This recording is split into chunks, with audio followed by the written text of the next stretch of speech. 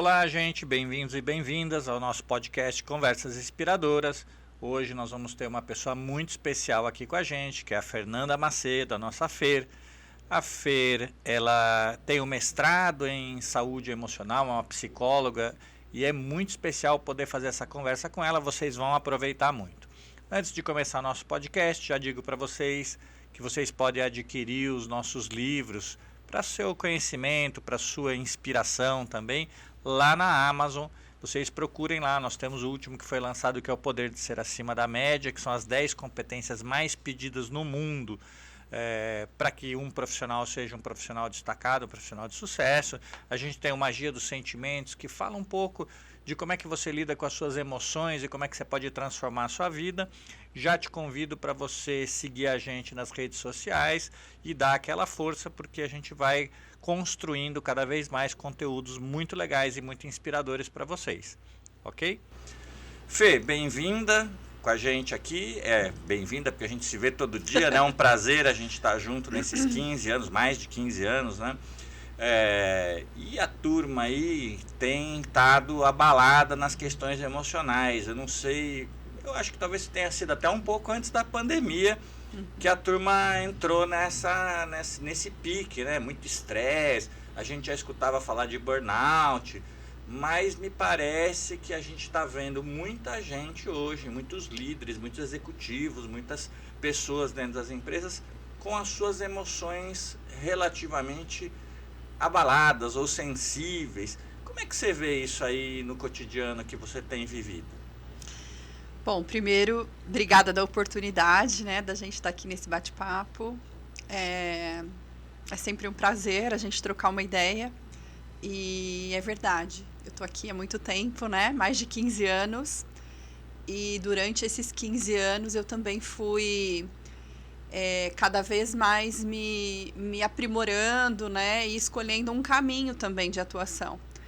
E eu fui cada vez mais me aprimorando e me especializando em saúde emocional, em cuidado com os vínculos, em como a gente se conecta e o que é importante para que isso aconteça dentro das empresas. E cada vez mais é interessante a gente pensar nos nossos clientes, né? Que cada vez mais a gente percebe, claro, tem um efeito pandemia, que foi um efeito muito forte, né? E a gente nem tem o que dizer desse momento de tão difícil que foi. Mas muito antes da pandemia, eu já notava uma sobrecarga e cada vez mais a gente percebe que as empresas vão diminuindo um pouco mais a quantidade de pessoas, as pessoas vão ganhando mais performance, vão assumindo mais responsabilidades e é um movimento natural que vem acontecendo, não só nos clientes que a gente atende, né? Mas a gente observa isso de uma maneira geral. E que muitas vezes não se fala sobre isso, né? Porque o que eu fui aprendendo e estudando e aplicando nos nossos clientes é essa possibilidade de uma conversa mais franca e mais aberta. Você fala sobre emocional, porque sobrecarga Exato. Não é só de volume de trabalho, né? Mas é do que como as emoções estão reagindo, é isso que você está dizendo pra gente. E como as pessoas não conversam sobre isso, né? De dizer assim, olha, ok, eu estou aqui num papel novo de...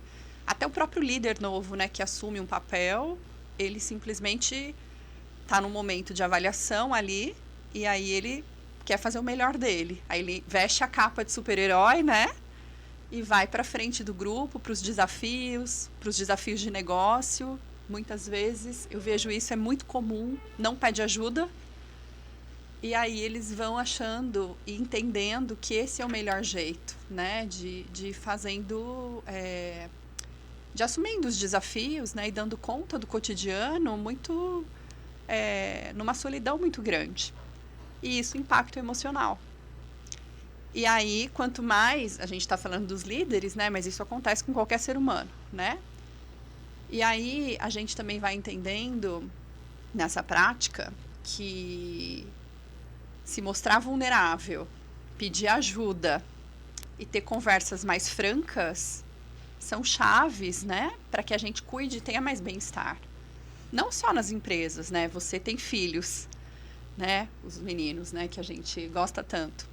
E você sabe, como pai, o quanto é desafiador ter conversas profundas e sinceras na relação entre pai e filho, por exemplo. Nas empresas acontece a mesma coisa. Então eu vejo praticamente assim, todos os dias, líderes muito solitários, querendo, né, falar do que eles sentem, não sabem como falar, não sabem como colocar, e se colocam, se sentem muito incapacitados, se sentem não produtivos, que não estão dando conta. E ainda, para pôr uma pimenta a mais nessa história, se eles ainda são pessoas em potencial, né, que fazem parte ou que estão para ser promovidas, enfim, puxa, isso aí ainda se torna mais desafiador ainda, né? É quase como dizer que, por exemplo, as pessoas mais fortes não podem mostrar vulnerabilidades. A gente já vem escutando essa história da Brené Brown lá, de vulnerabilidade. Sim. Os líderes sabem já que precisam falar sobre isso, mas entre saber e fazer, me parece que tem uma distância grande, né? Muito. As pessoas ainda estão colocando uma certa máscara ou uma proteção para mostrar que daí sendo tão forte, né? E tão poderoso potente, ou poderosa, né? Ou tão potente, que elas não precisam falar sobre isso. E você tem, sei lá, feito práticas com a turma, deles poderem falar, tal. Como é que é o resultado de um líder, por exemplo, abrir seu coração, falar das suas coisas? Ele não fica muito exposto, ele não tem medo de ficar muito exposto. Como é que é isso aí? É muito interessante esse movimento, né? E quando eu sempre digo isso para qualquer líder, né? O resultado do nosso trabalho, principalmente ali na moderação daquele workshop ou naquele momento, vai ser muito proporcional ao quanto ele se abre. Quanto mais ele se abre, quanto mais ele está ali de uma forma mais autêntica, mais genuína, melhor é o resultado, porque ele se conecta melhor com o grupo também. E no começo eles ficam um pouco inseguros, né? Não sei se a melhor palavra é insegurança, né? Mas eles ficam desconfortáveis.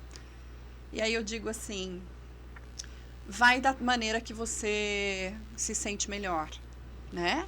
Fala o quanto você consegue, o quanto você entende que está num limite que também você não vai se sentir mal. Quando eles experimentam esse lugar, tem líderes que já estão no papel de liderança há muitos anos, sei lá, 20, 25 anos, né? E eles falam, poxa, eu ainda não tinha experimentado porque eles confundem de alguma maneira, né? Mas não é bem uma confusão, mas é um receio de muita intimidade. Ah, mas se eu me abrir muito, será que depois eu vou ser respeitado? Mas se eu me colocar muito, se eu falar muito de como eu me sinto, será que depois isso não vai ser usado contra mim? Né? E, na verdade, é muito o oposto disso. Então, quando eles experimentam esse lugar de falar, de colocar, de dizer o que eles pensam, o que eles sentem, e aí tem só um pequeno detalhe, que não é bem um detalhe, é uma coisa muito importante, né?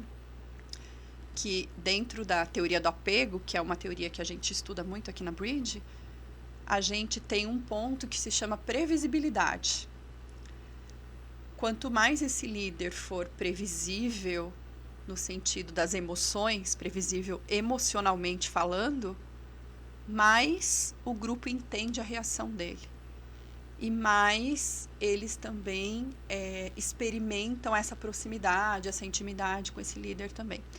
Isso não significa que ele não vai sentir raiva, não vai estourar, não vai ter um dia que ele está de mau humor, né? Não vai ter um dia que ele vai dizer, olha, gente, hoje eu não estou para ninguém, estou cansado, não quero conversar, ou enfim, né? Mas ele tem uma constância de reação. E quanto mais essa constância de reação for sendo percebida por essas pessoas em volta, mais esse líder consegue se conectar com as pessoas, porque elas ficam com menos receio de falar de erro, de falar de problema, de trazer uma questão difícil, né, uma problemática. Eu me lembro muito de uma situação muito recente que aconteceu com uma líder mulher. Ela tá grávida, né? Ela estava grávida e ela foi promovida. E ela estava com medo de falar com a liderança dela. porque ela tinha acabado de ser promovida. Daí ela disse assim, poxa, como que eu vou dizer que eu tô grávida? Acabei de ser promovida.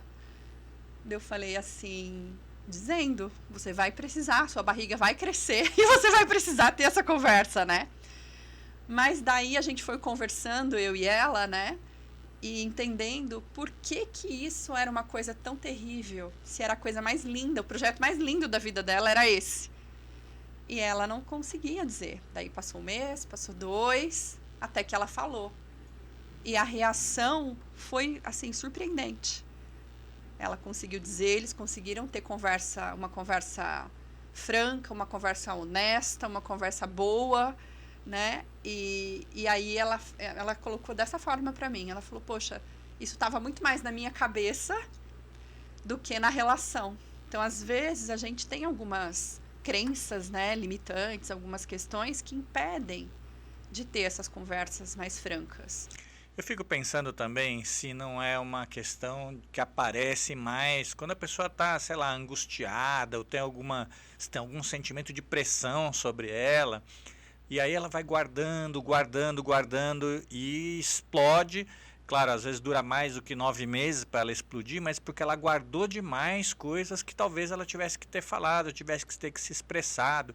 Também fico pensando, né, às vezes a liderança ela deixa de fazer essa conversa, que é uma espécie de manutenção das relações, e o quanto que também as pessoas deixam de fazer coisas para manutenção das relações, que é quase como se a gente fizesse a manutenção do carro, né? Cada 10 mil quilômetros você tem que trocar óleo, a cada X período de tempo você tem que fazer rodízio dos pneus, e as pessoas elas vão meio que negligenciando essa coisa da conversa, do cuidado emocional, inclusive consigo mesmas.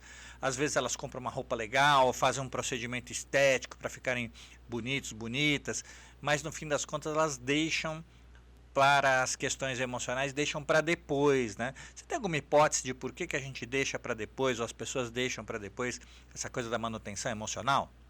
Eu tenho uma hipótese. Boa, é isso que a gente quer saber. Eu tenho uma hipótese. Só fazendo, para falar da hipótese, uma retomada, quando a gente fala da tal da previsibilidade, da constância, né, tem 2 fatores anteriores. O primeiro é a disponibilidade para si e para o outro. Quanto mais disponível para mim e para você, quanto mais disponível para mim, mais disponível eu tô para você, porque eu vou conseguir te entregar só aquilo que eu tenho em mim. Então, se eu tô disponível para mim, significa o quê? Se eu tô dedicada para o meu autoconhecimento, se eu tô olhando para mim, se eu cuido da minha saúde, se eu durmo bem, o sono para mim é uma coisa que me pega muito. Eu posso ficar sem comer, sem fazer atividade física, né? Mas sem dormir, eu já sei que eu vou ficar um caco depois. Então, eu cuido muito do meu sono, por exemplo, né? Então, isso também envolve o físico, o emocional, as minhas relações, né? Então, se eu tô dedicada a olhar um pouco para mim, ou olhar com cuidado para mim, muito provavelmente eu vou ter mais disponibilidade para estar com você. Se eu tenho mais disponibilidade para estar com você, eu vou conseguir capturar melhor o que você precisa, que na teoria se chama intimidade. Né? Intimidade não é eu saber que você é pai do Lucas, do Matheus, casado com a Adriana, Isso é ótimo também. Mas intimidade é eu entender o que você precisa de mim. Onde que eu te ajudo? Onde que a gente forma uma dupla mais forte? Né? Que coisas que a gente pode decidir juntos ou fazer juntos que vai trazer um benefício maior pra gente no coletivo. Né? Então, se eu estou disponível para mim, isso me deixa ficar mais disponível para você, né? História da máscara do avião. Se eu ponho primeiro em mim, né? Depois eu consigo te ajudar. Aí a gente consegue ter uma relação com uma maior intimidade. Se a gente tem mais intimidade no sentido de entender o que cada um precisa e fazer acordos, né? E cumprir os acordos, enfim, a gente vai trabalhar melhor junto. Os nossos resultados vão ser melhores. Eu vou ser mais previsível para você e você vai ser mais previsível para mim. Esses 3 fatores, a disponibilidade, primeiro para mim, depois para você. A intimidade, entender o que cada um precisa.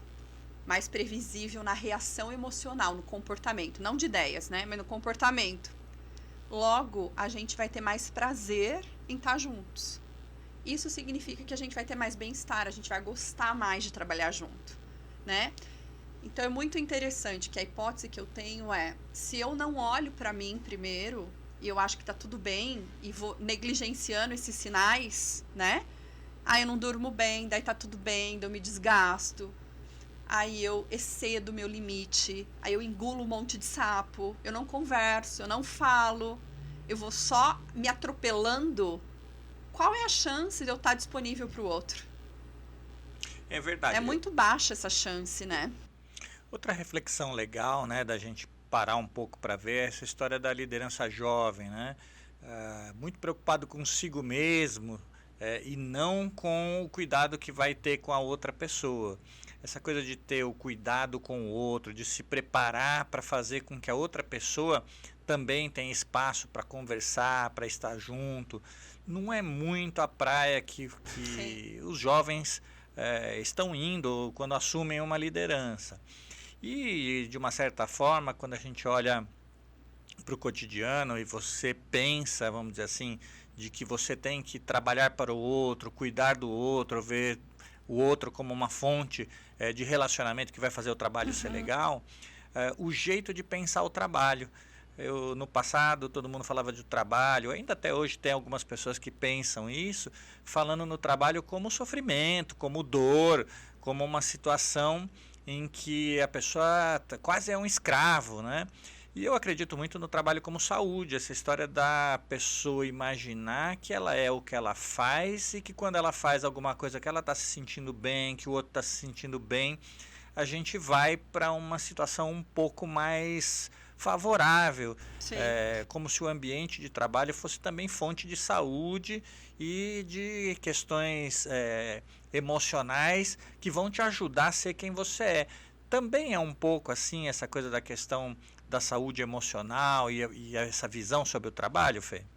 A própria Organização Mundial da Saúde, né, já classifica a questão da saúde hoje como não sendo mais uma ausência de doenças, mas um bem-estar mesmo. Então, eu posso ter uma doença muito grave, por exemplo, tem casos de pessoas com câncer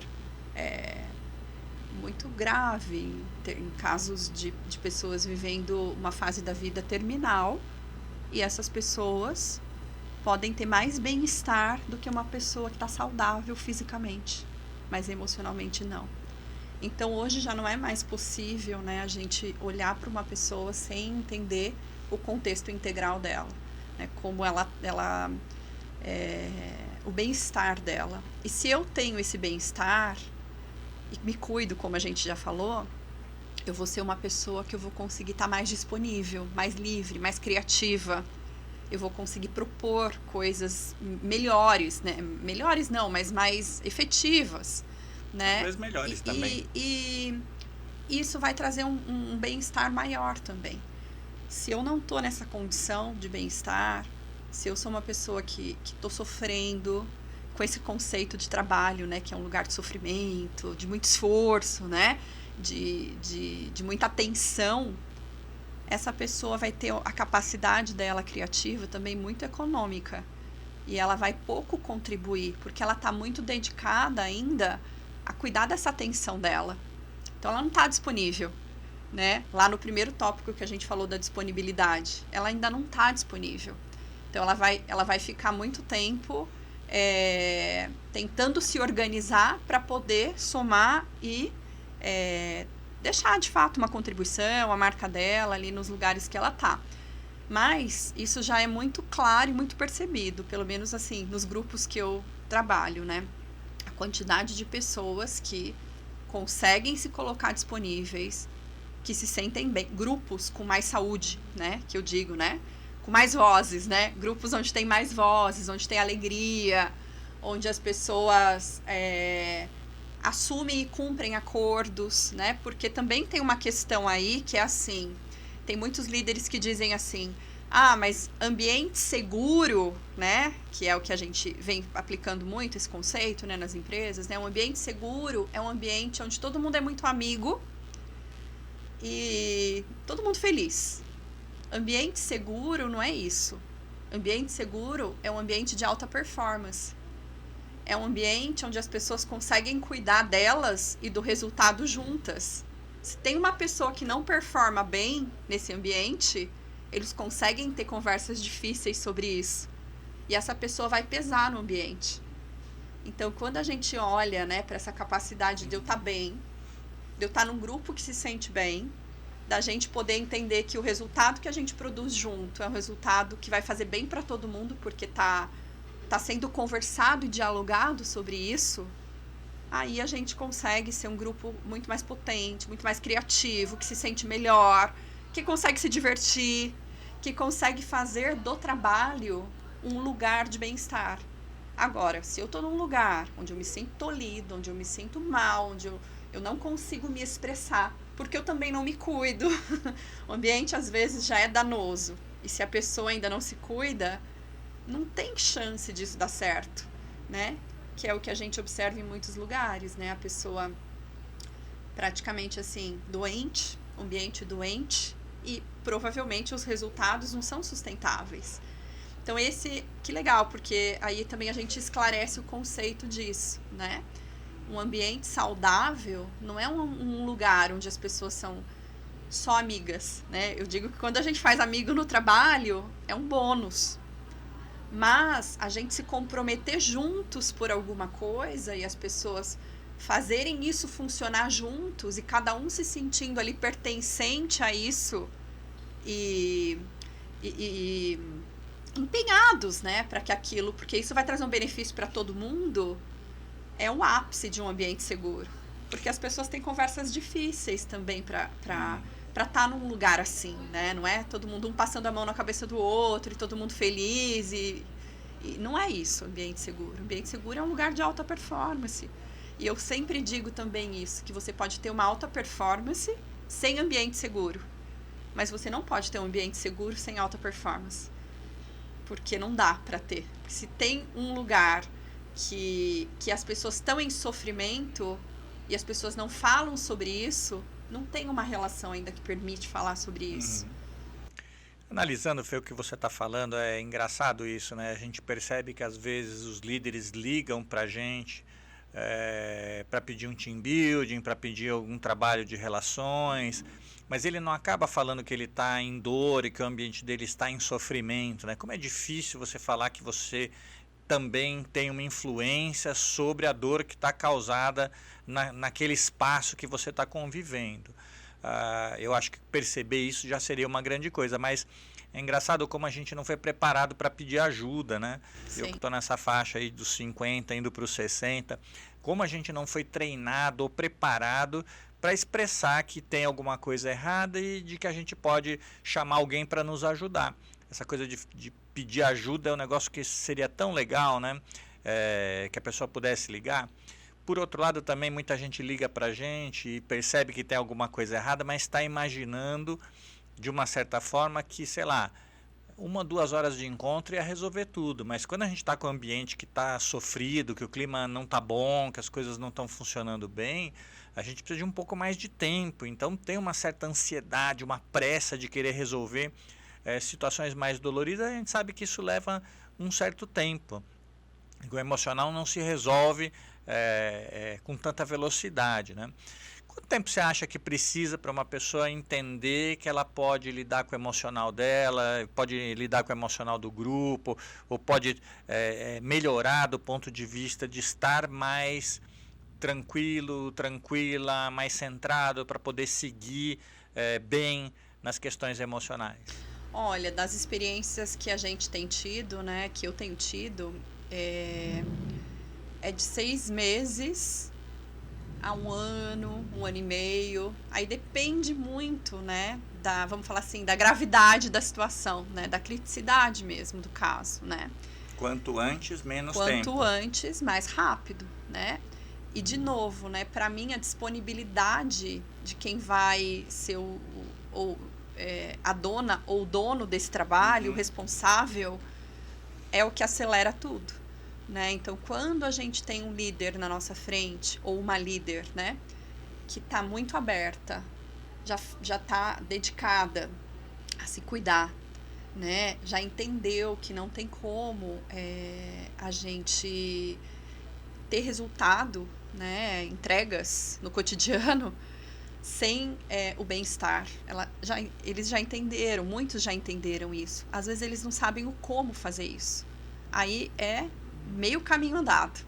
Agora, quando a gente também tem um cenário de um líder mais resistente, num modelo ainda muito autoritário, que ainda entende que tem muitas demandas que chegam pra gente. Ah, meu grupo é imaturo.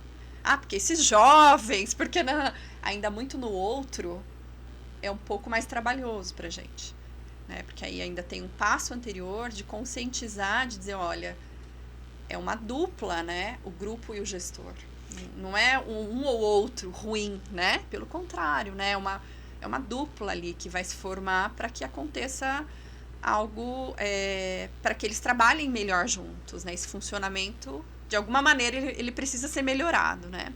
Mas a disponibilidade para si é um meio caminho andado quando a gente tem isso, nessa parceria, né, com essas lideranças todas. Entendi. A dica, então, é cuidar de si mesmo. Cuidar de si mesmo. Então, se você cuida de si mesmo como líder, né, se o líder está preparado para fazer isso, no final das contas, a pessoa que está trabalhando com esse líder vai perceber, olha, se meu líder cuida dele mesmo, eu também tenho que cuidar. É quase como se fosse um exemplo para outra pessoa quando você como liderança ou quando a pessoa como liderança cuida de si mesma. É isso aí, né, Fê? Sim, sim. E tem casos até que é bem bonito, assim, né? Me marcou muito um trabalho que eu fiz na pandemia sobre luto. Um cliente pediu pra gente, né? Falou, olha, a gente tá perdendo... Até a gente conversou bastante, eu e você, sobre isso, né? Mas é legal compartilhar aqui. E como é difícil falar de emoções mais duras, né? Como a perda, a dor, o sofrimento. O que é que eu falo? Como é que eu faço? Eu choro junto, eu não choro junto, eu dou espaço para as pessoas falarem, eu não dou. Então, essa experiência que a gente foi mais demandado na pandemia em função da tragédia toda, né? Mas teve muitas rodas de conversa que eu moderei sobre isso e o quanto é libertador para o grupo falar sobre e dizer assim, nossa, eu trabalho aqui há 30 anos, eu nunca falei como eu me sentia, eu nunca chorei, eu nunca pude falar para um colega e dizer, olha, sinto muito, né, porque você perdeu a tua mãe, o teu marido, enfim. Então, é um tabu que a gente está quebrando, falar de emoções. Não é uma coisa assim que a gente foi educado, eu acho que essa faixa que você citou, né, dos 40, 50 anos, é um público que está em transição.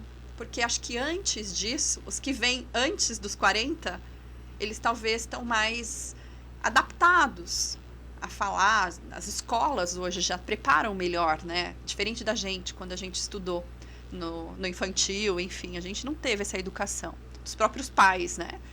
Mas hoje a gente percebe que esse público talvez mais jovem ainda não... a gente não pode dizer assim, 100% das pessoas conseguem expressar o que elas sentem, né? Não. Mas eles vêm com uma abertura maior. E também a gente sente que esse tabu que sendo quebrado, as pessoas entendem a importância disso. E elas querem quebrar isso junto, porque elas veem o benefício quando isso acontece. Entendi. Então nem tem muito mais a ver com a pandemia, tem a ver com essa história de cuidar de si mesmo, de prestar atenção no seu trabalho emocional, naquilo que você precisa fazer por si mesmo, até para você se sentir bem, para as coisas andarem bem. Super recado que você está dando para todo mundo, né, Fê? Pessoal, falo para vocês, sigam a gente nas redes sociais, acompanhem o Conversas Inspiradoras, mas também acompanhem a gente em todas as redes sociais, para vocês ver que tem muito conteúdo legal, muita coisa bacana. Obrigado, Fê. Eu que agradeço também. Um abraço para todo mundo aí.